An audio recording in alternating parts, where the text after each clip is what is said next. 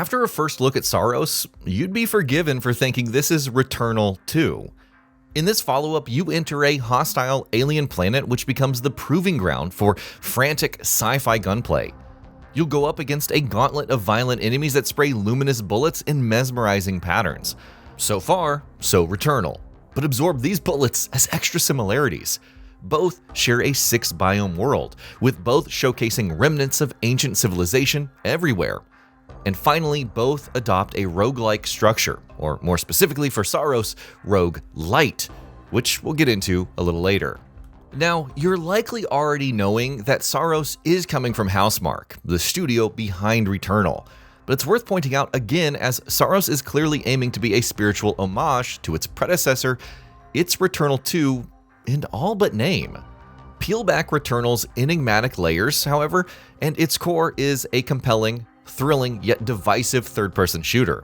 Now indeed, my own experience of Returnal echoes many others.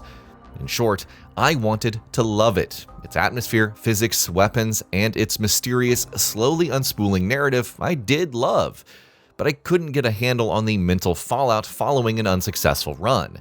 I was intoxicated, but lost.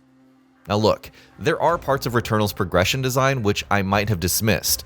Biome shortcuts, permanently available skill upgrades, everlasting traversal abilities.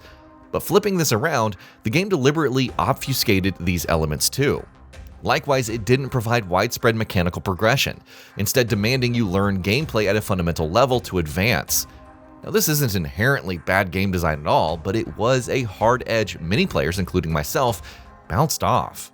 What's more, compounding this friction was the way Returnal handled momentum.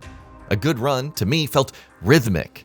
When finding a weapon that clicks began a flow state where dodges became instinctual and once overwhelming arenas became readable. Then, to die, it felt like a part of me was being reset, not just my loadout.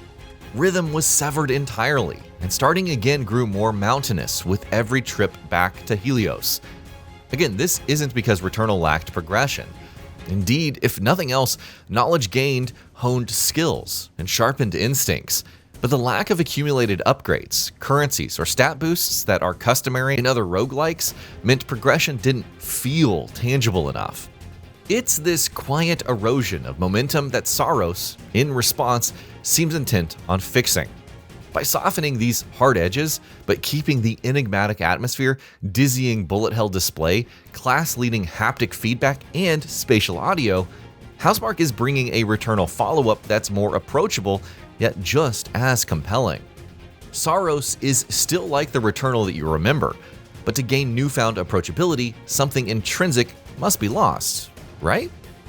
Well, not quite.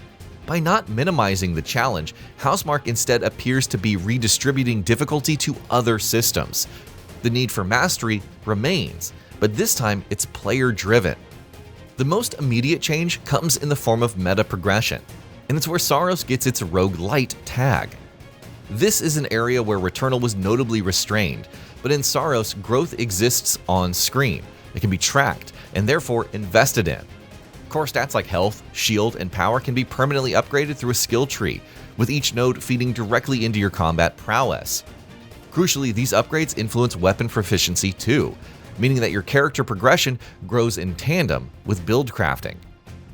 And it's this connection that's key.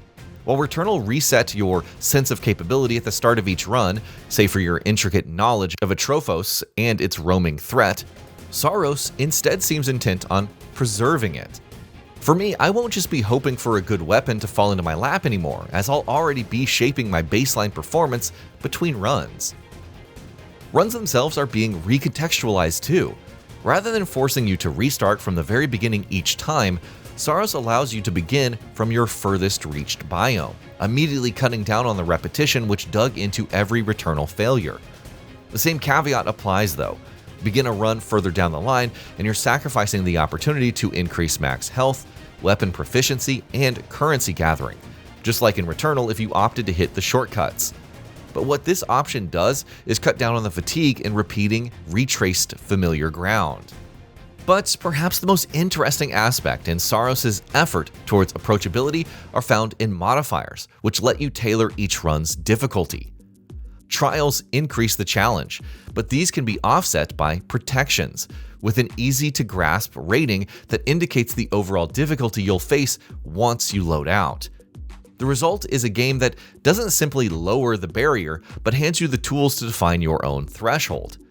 Difficulty in SAROS isn't a static slider, but a suite of binary choices which support whatever experience that you want. It's here that Housemarque has found a way to cater to a wider demographic of players. If you're a glutton for punishment, well, you can still have it. If, like me, you want some softer edges, well, that's achievable too. And of course, as confidence grows, these modifiers can be reshaped to match. If we're talking about SAROS being one of the biggest games of the year, and we all know it needs to do well given Sony has stated outright that they want a larger audience for this follow-up, then modifying its difficulty in a way which balances the tension of its forebearer with approachability, that's how it'll get there. Now, if progression is where SAROS has broadened its appeal, the combat refinements are where it's sharpening the overall experience. Going back to first impressions, the fundamentals of gunplay appear unchanged. It's still fast, dodge-heavy, and with gun feel channeled directly through the DualSense's haptics. However, the introduction of the Saltari shield subtly reframes the entire combat loop.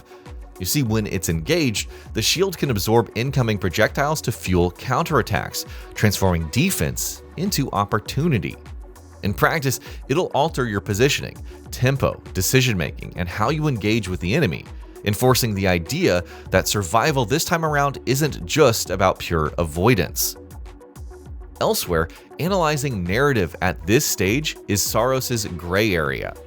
Where Returnal thrived on ambiguity, SAROS appears to take a more direct approach to storytelling by outlining Arjun's mission and his personal motivations early on.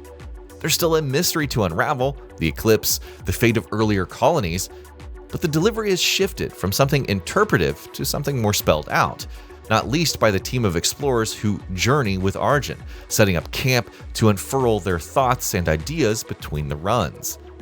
And it's in this story direction, reflective of SAROS' wider design philosophy, where the follow-up risks losing some of its predecessor's mystique, a core element which made it so compelling. Now that said, SAROS doesn't appear poised to replace Returnal's vision, but refocus its more enigmatic elements into something measurable. By reframing progression in this way, Housemarque are undoubtedly opening the door to a wider pool of players, but crucially, without abandoning its bullet hell aesthetic. Whether something intrinsic is lost in translation, that's going to remain to be seen. But one thing is clear, SAROS isn't an experience to be endured anymore. There are still complex systems and combat maneuvers to master, only this time, you can do it on your own terms. And that'll be about it for this one. If you guys like what we're doing at GamingBolt, please consider subscribing to our channel, and I'll see you guys on the next video.